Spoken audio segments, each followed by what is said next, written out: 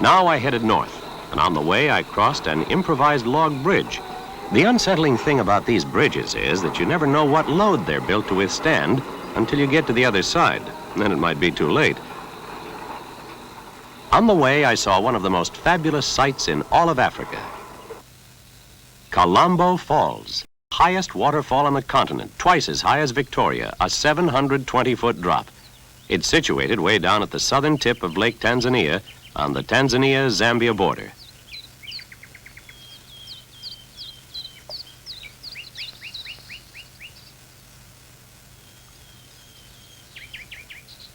This waterfall is so high, the entire river atomizes before it strikes bottom. So it's a perfectly silent waterfall. There's no thunder here whatsoever. Its name, Kalambo, means greatest of the great in the local vernacular.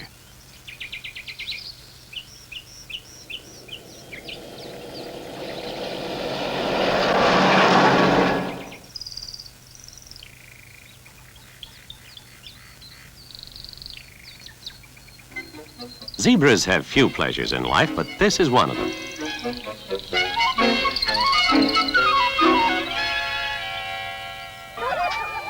On the way, I discovered that I had several broken spring blades, and I took time out to apply homemade steel clamps. During the years that this safari lasted, I had 19 broken spring blades and 15 flat tires. I brought this truck to Africa on a freighter and sold it in Cape Town a few years later. It is now owned by a man in the suburbs who uses it for selling vegetables. These natives really were a great help. I don't know what I would have done without them.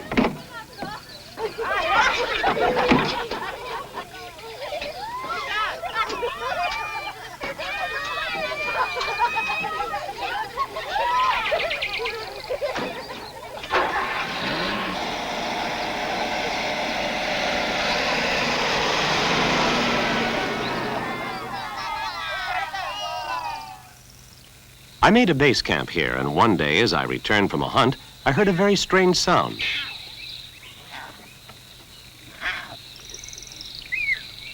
Two young leopards.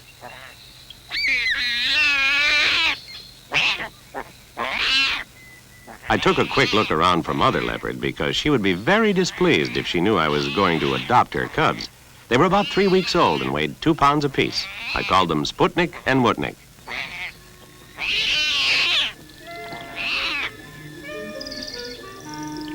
As far as I know, Mother Leopard never did follow me back to camp. At least I never saw her. They were so tiny, they just didn't know what fear was. They are now full grown, and they live in the zoo in Rochester, New York.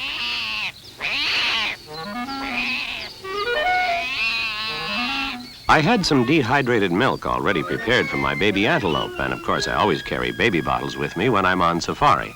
They're one of the most useful items of equipment.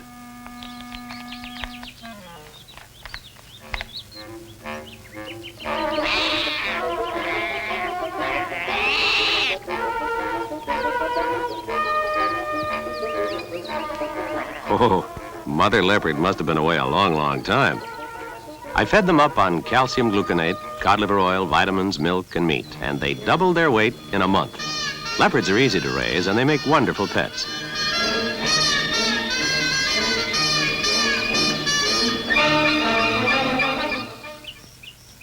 One day, as they were playing at my feet, one of my natives shouted.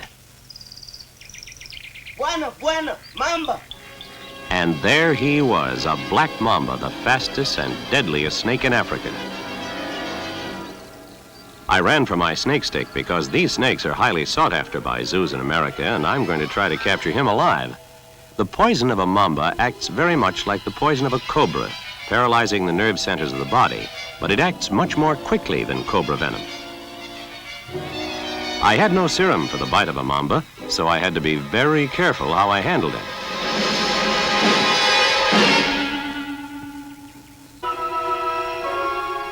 Mambas have the characteristic of traveling with their heads held high above the ground, which makes it very difficult to pin them down.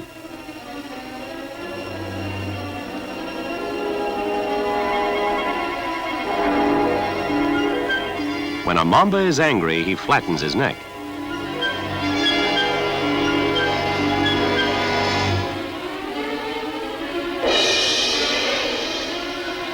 There. Now I have his head pinned down. And now it's all over but to pick him up and pop him into a sack and send him by air to America. He is perfectly uninjured and in excellent condition, and he measured exactly 8 feet long.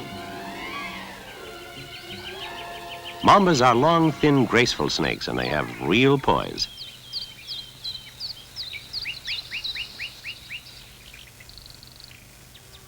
But life on safari has its more prosaic moments. For example, sometimes you have to hang up your pajamas. And there are camp pets that require attention from time to time.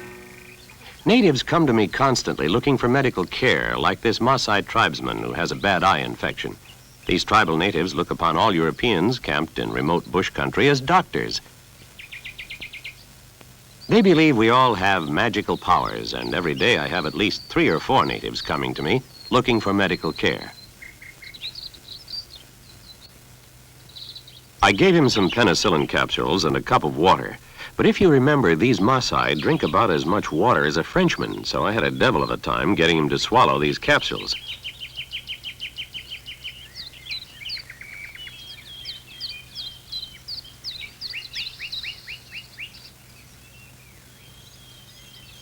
Notice how reluctant he is about the whole thing. Nope, he doesn't think much of that drink.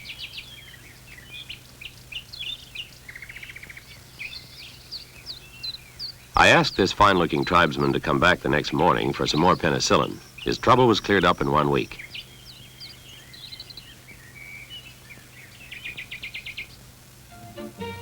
There are lots of chores to take care of around camp. My baby reed buck needed her bottle every 4 or 5 hours.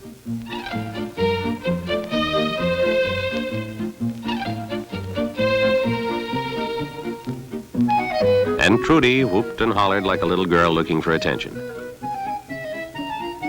And I had to take time out occasionally for a bath for myself.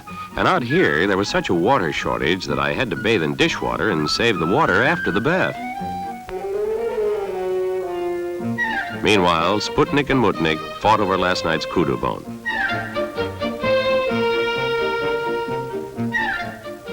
Leopards grow very fast, and in just 7 months, these leopards grew to be a real armful.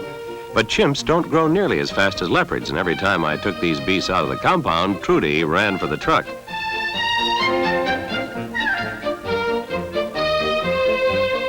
She wanted no part of these animals anymore. Old Sputnik loved to play roughhouse, and you just couldn't be too rough with him. You could drop him and kick him and step on him right up to the point of breaking his ribs, and he'd come back for more. He loved it.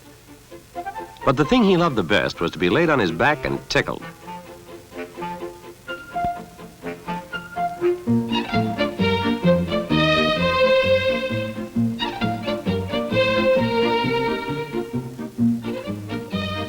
Sputnik had a passion for going for the back of my neck. After I'd played roughhouse with him, the back of my neck was scratched and bleeding, but of course, it was all in fun.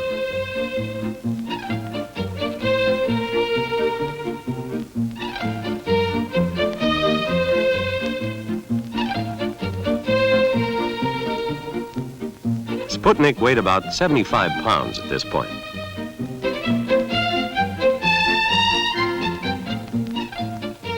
Boy, I wish he'd leave the back of my neck alone.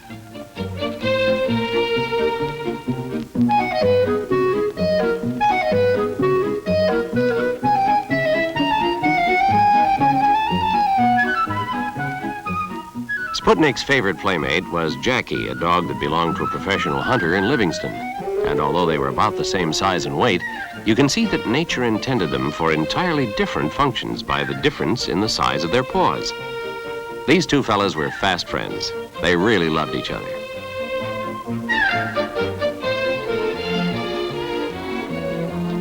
These are 2 lions in the Springs Game Reserve in the Transvaal. I included these pictures to show that alongside of Sputnik and Mutnik, these 2 fellas had absolutely no manners whatsoever. They are not my lions, I'm just visiting them.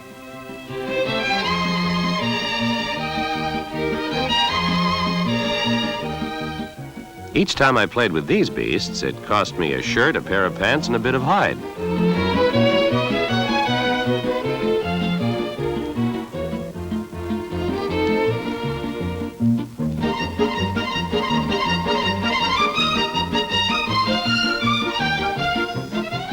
there's the beginning of the end of my shirt.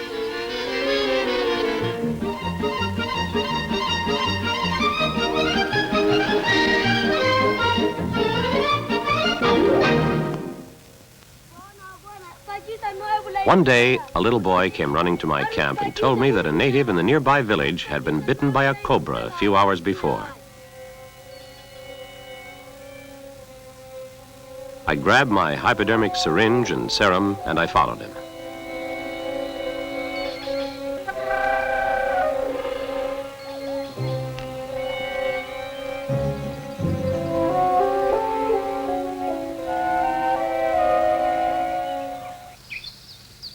But I was too late.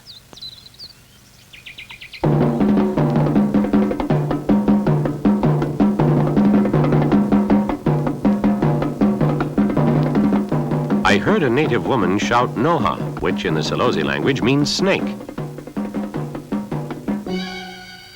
It was an Egyptian cobra. I couldn't find a stick long enough to pin him down with, so I'll use a twig and capture him by distracting his attention with the kerchief while I grabbed his jaws from behind with the other hand. He is a very deadly snake, and I've got to be certain of my aim. This is my helper.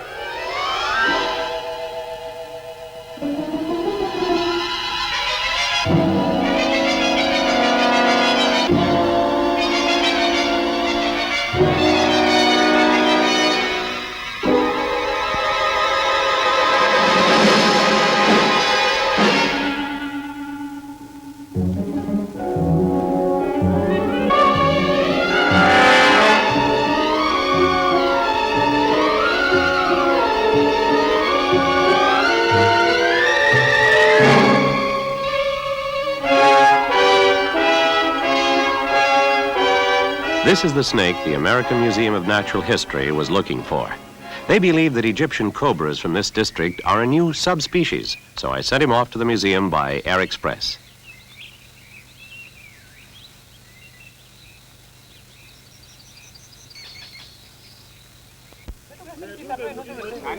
A couple of months later, I pitched my camp in a village of Bushmen and recorded their strange language for a professor of anthropology in America.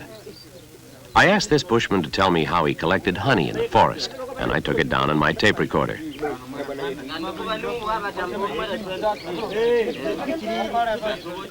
And then I played it back to him.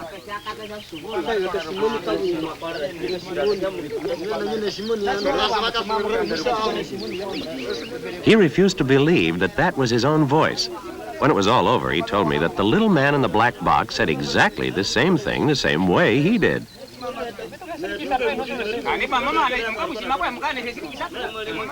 After recording his voice for posterity, I gave him some stainless steel mirrors and inexpensive knives. Then I had a chat with the Induna, or local chief. He had a sad story to tell me. He said that a lion had killed their hunting dogs. This was a real catastrophe for them, because they depended upon their dogs to help them get fresh meat. He asked me if I would shoot the lion. I promised I would look for him the next day and shoot him if possible. I started out the next morning with my two best Bantu trackers from the carcass of one of the dogs, which showed lots of fresh lion tracks.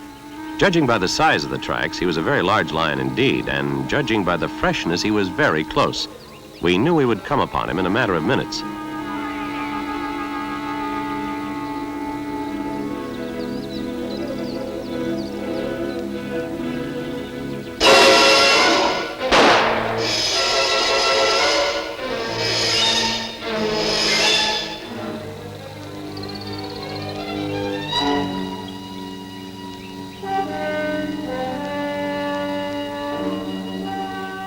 Must have wounded him badly.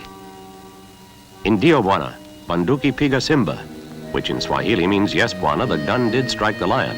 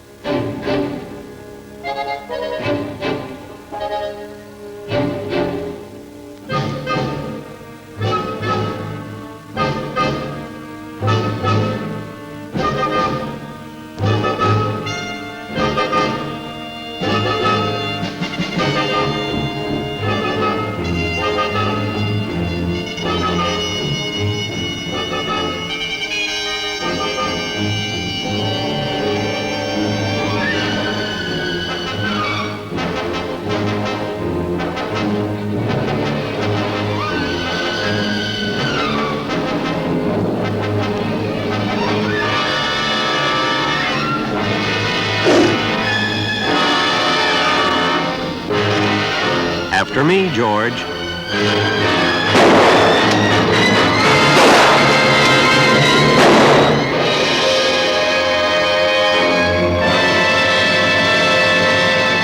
The third shot went through his spine, and he died just as he struck me.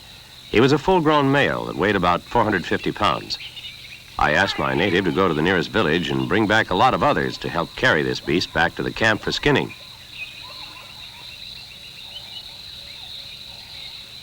That African who is waving his arms in the foreground was accidentally shot and killed the next day by another native with the same rifle that shot that lion. It is a good object lesson in the fact that you can never be too careful in the handling of firearms.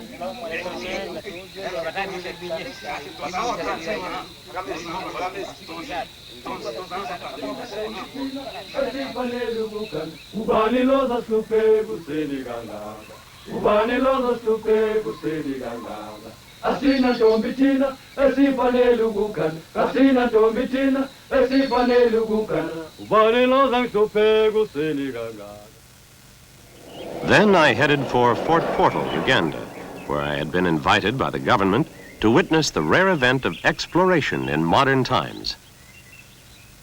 There is a huge marketplace here for natives. Fort Portal is the traditional jumping-off point for expeditions up the mountains of the moon, otherwise known as the Ruwenzori Range. And it was here that I met with the chief mapper for Uganda.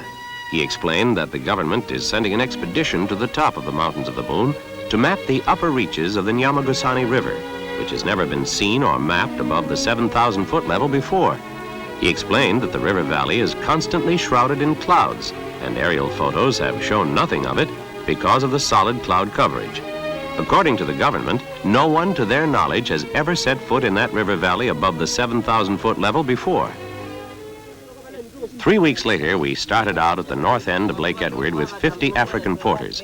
The first order of business was a negotiation over wages, and this consumed exactly 2 hours.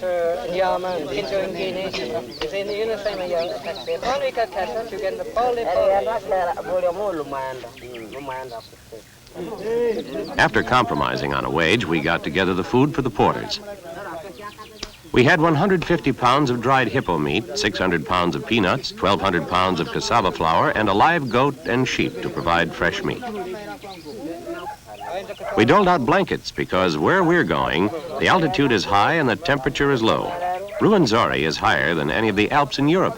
The summit is at 16,800 feet above sea level, and there's ice at the top year-round.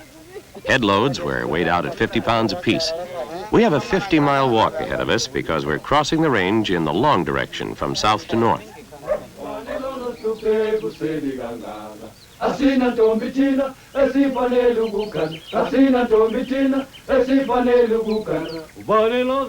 Now starts a long, hard 3-week climb, which cost us the life of one man before it was finished. Cheetah wandered in off the plains to the foothills of Ruwenzori. And it was here that we saw more than a dozen different kinds of lizards. The streams were numbingly cold because they were the runoff from glaciers.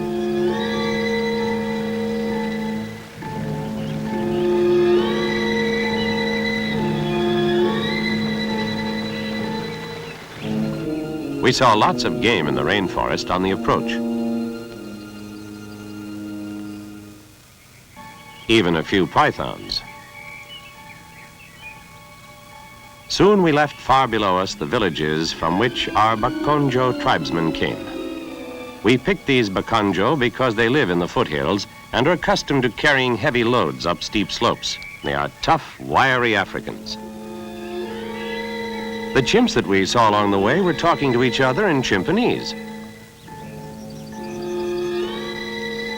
We chopped firewood at the end of the 7th day at an elevation of about 7,000 feet. Some of us camped in a clearing on the right.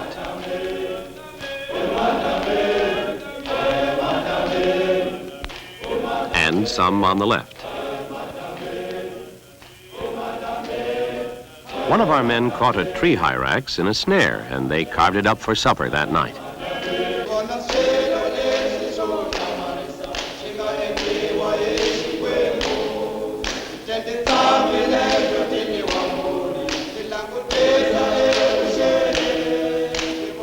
It was here that we saw the typical creeping, crawling creatures so characteristic of this part of Africa, including the safari ant, the most insidious insect in all of Africa, bar none. At the end of the 8th day, our natives collected moss for mattresses. Then they broke out their cassava flour, which is made by grinding the roots of the manioc tree. This is their staple diet. They mix it with water, stir it over a fire, and roll it into little balls and pop it into their mouths. And it tastes terrible.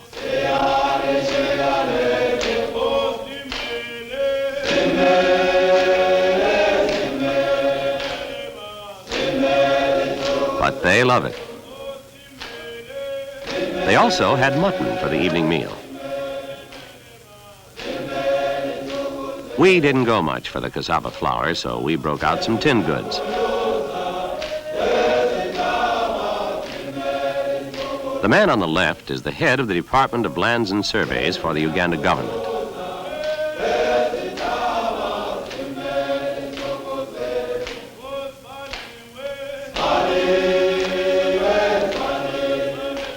And this is a British mountain climber who was invited to guide us across the ice fields.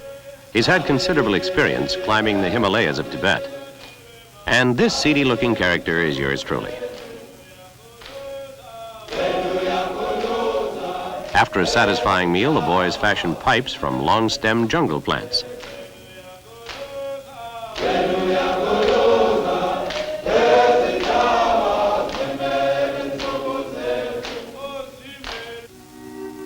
And then the clouds rolled in. Ruwenzori is almost constantly shrouded in clouds.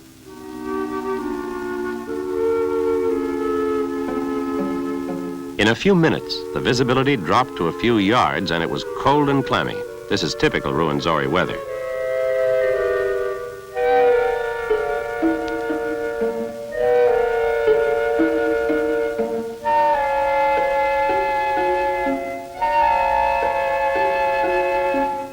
Next morning, we got up early. We took sightings on the elevations of nearby peaks and found in many instances the latest government charts were in error.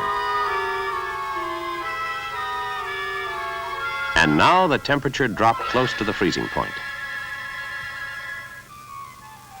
There is the valley through which the government suspects the Nyamagusani River flows. They're not sure because it has never been seen above the 7,000-foot level before, and we are much higher than that now. As usual, it is shrouded in heavy mist. And there is the source of that river at 13,500 feet above sea level. This is the first time it has ever been seen or filmed. The river had an eerie appearance because it was so heavily shrouded in mist. We wanted to map the upper reaches of this river, but we were defeated by logistics because we had a 7-day march to a point where an advance party had cached away food for the porters at a forward base and had only a 7-day supply of porter food remaining, which meant that we had to start out the very next day if we were to keep from running out of food. This happened because our porters were eating at a higher rate than we had calculated on.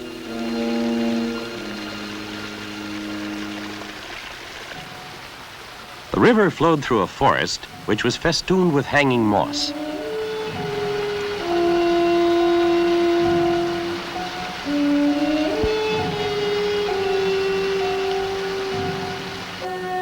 We saw a placid pool at the 12,000-foot level. We checked our charts for the best approach to the rock divide which separates us from the snow peaks, which is where the advance party had cached away the food. And now starts the hardest, coldest part of the climb.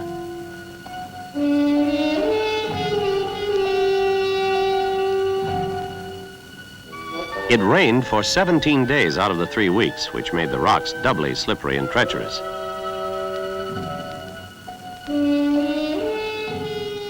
All of our gear was constantly soaking because of the incessant rain and because the sun never shone long enough for us to dry it out. When the temperature dropped below freezing, we found we often had ice in the tent in the mornings. One of the men in the advance party died of pneumonia 4 days after they crossed the tree line. He was a 31-year-old Briton.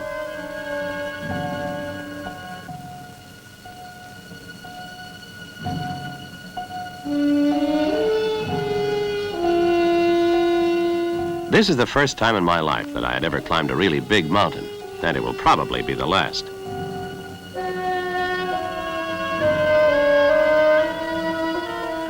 We saw a lake which was discovered 2 years previously, but which remained unnamed.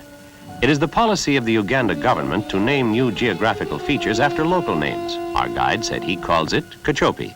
Henceforth, on all government charts, this will be known as Lake Cachope. This is the top of the rock divide which separates us from the snow peaks.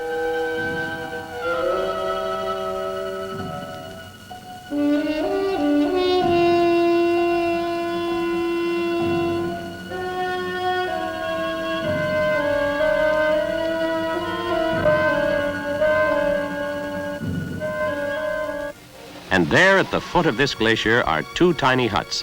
In one of these, the advance party cached away food and left behind one of their men who's been awaiting our arrival for 1 week.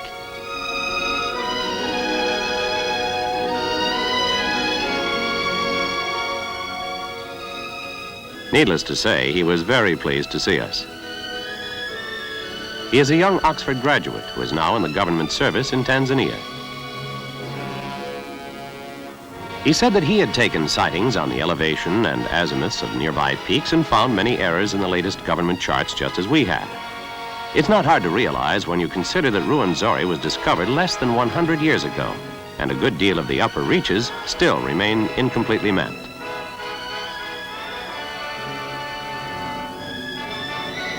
After a warm meal in his hut, we started out across the ice fields, which, believe it or not, are right on the equator. There is ice up here all year round. We are at the top of Stanley Mountain, at the very summit of the Mountains of the Moon, with Uganda on our left and the Congo on our right.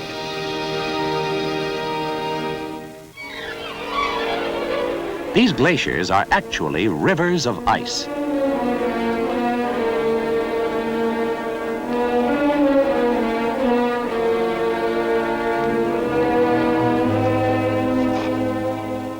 Our progress here dropped to less than 1/2 mile per day, not only because of the rarefied air, but because of the steepness of some of the glaciers that we had to cross. There were huge crevasses which were about 200 feet deep, covered by a thin crust of ice, and we had to be very careful how we walked across these areas not to fall through. These are the very first drops of the White Nile from a glacier melting at the top of Ruwenzori. These drops join together with the drops from other glaciers to form tiny rivulets which race down the rocky faces. These rivulets join together to form little streams that run through the vegetation a few thousand feet below.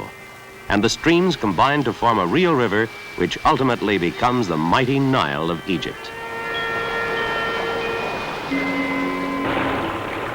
At this point, the entire volume of the Nile surges through a narrow cleft of rock only 19 feet wide as it races toward Lake Albert. There is tremendous thunder and power in this tiny little chasm.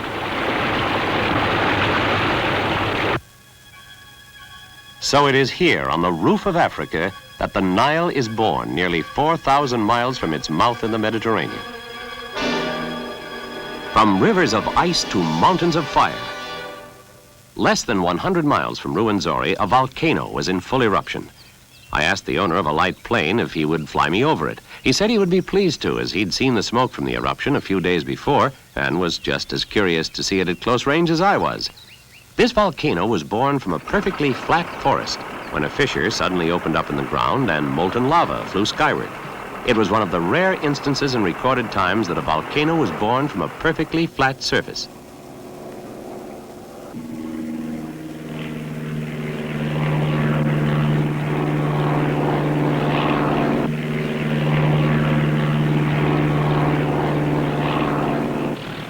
We saw great destruction to the forest below us as a result of the lava flows.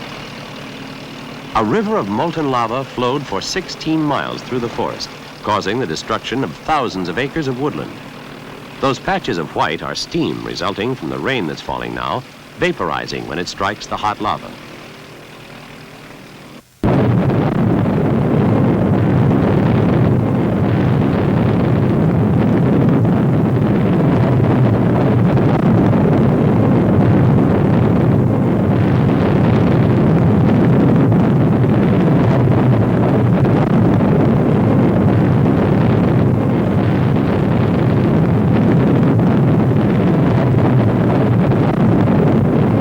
We felt intense heat inside the cockpit on the side facing the eruption.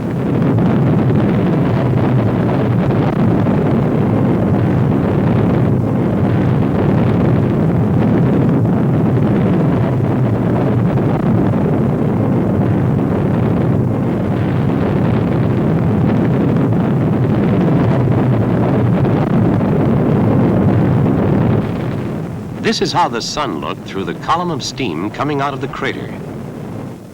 Back down on the ground, I hired 4 Congolese to carry my photo and camping gear, and we went on a foot safari to get a closer look. The acid fallout from the crater killed all the vegetation for a radius of 20 miles. The trees are completely denuded of their leaves from the acid fallout.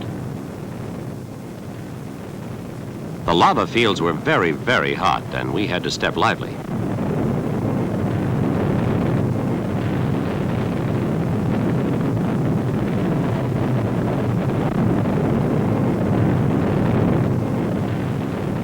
It was raining, and when the rain struck the hot lava, it vaporized instantly, cutting our visibility down to a few yards.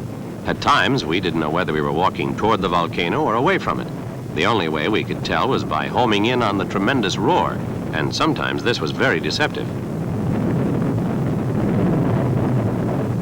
We had to call to each other constantly to keep from being separated, and in spite of that, one of my natives was lost for more than an hour. When the rain stopped, the visibility cleared, and we found this kingfisher, which apparently died from the intense gases coming out of the crater. Now we were walking across scoriaceous lava.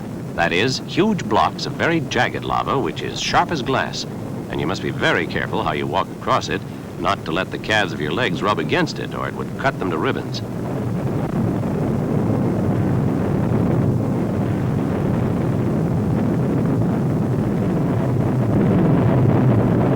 When we were within half a mile of the eruption, we were walking on about 14 inches of porous black ash, which crunched audibly as we stepped across it.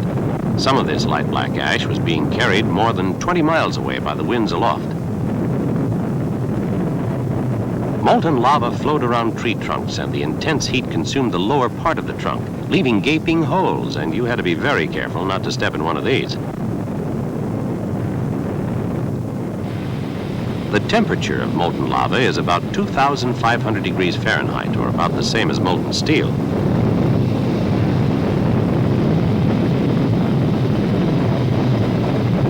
I threw a rock in this river of molten lava, and it bounced and floated, because it was the same density as the river itself.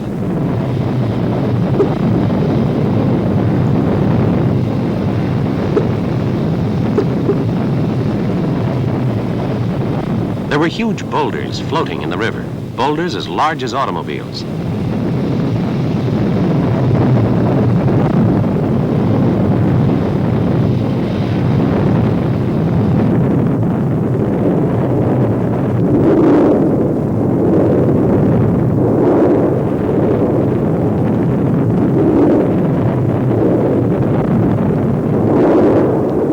This lava is coming from about 30 miles below the Earth's surface.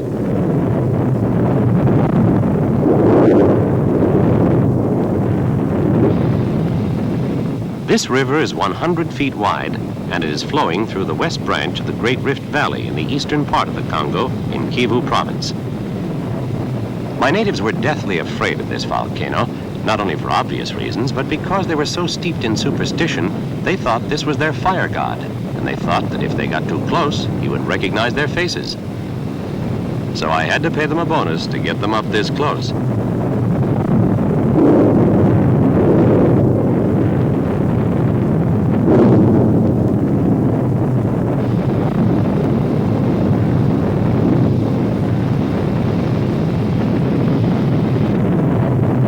In spite of the bonus, they moaned and groaned and groused like a bunch of GIs the whole trip. You never heard so many tales of woe from so few men before in your life. In spots, hydrogen gas seeped to the surface and burned, and when hydrogen burns, it forms water vapor, and this is one of the rare examples of newborn water on the face of the Earth.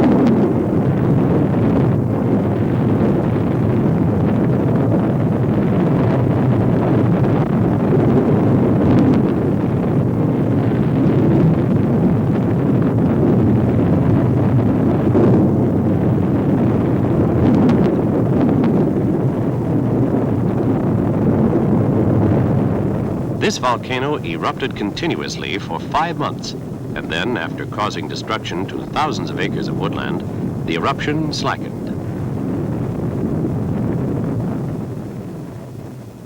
And then I could look right down into the throat and see the boiling, seething lake of molten lava at the very bottom. I came to Africa in a quest for high adventure, and now I was leaving it with the feeling that I had found it indeed, and more than a fair share for one man.